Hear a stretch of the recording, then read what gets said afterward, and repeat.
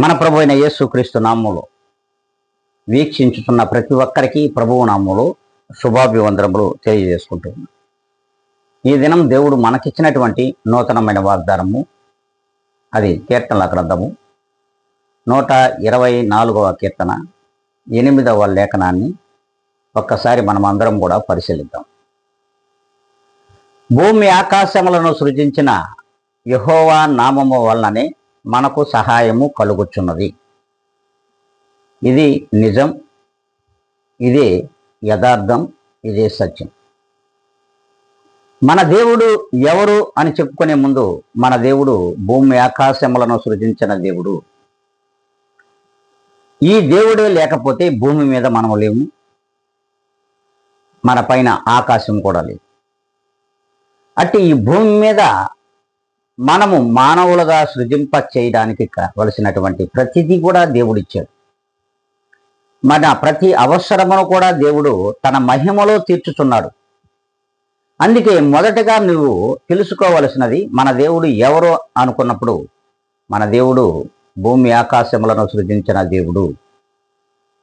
మరి అట్టి దేవునికి నీవు ఏ రీతిగా ఉన్నావు? ఆ దేవునిని ఎలా నీవు నీ క్రియలతో, నీ మార్గములతో, నీ యొక్క అనుదిన ప్రవర్తనతో ఏ విధముగా దేవుణ్ణి మహిమపరుస్తున్నావు? ఆ దేవునికి నీవు భయపడుతున్నావా? ఆ దేవుని యందు భక్తి కలిగిన వాడిగా ఈ లోకంలో జీవిస్తున్నావా?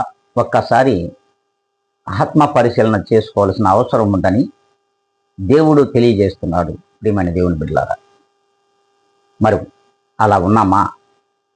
మరి ఆయన క్రియలకు, ఆయన మార్గములకు, ఆయన యొక్క మరి ప్రతి ఒక్క విధమైనటువంటి క్రియలన్నిటిలో కూడా నీవు ఆయనకు సరిపోలిన వాడిగా ఉన్నావా? ఆయనతో నీవు సరిపోల్చుకుంటున్నావా? ఒక్కసారి ఆలోచించాలి.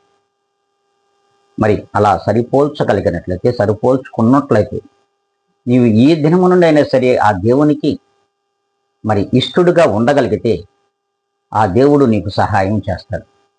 మరి అలా ఉందామనుకుంటే అందరం కూడా ప్రార్థనలో ఏకీభిద్దాం. మహాపురుషుడా, ప్రేమ కలిగిన గొప్ప ఘనమైన తండ్రి, నాన్న, ఈ యొక్క వాగ్దానం మా అందరి జీవితములలో, మా యొక్క మార్గములను మేము సరిచేసుకునే రీతిగా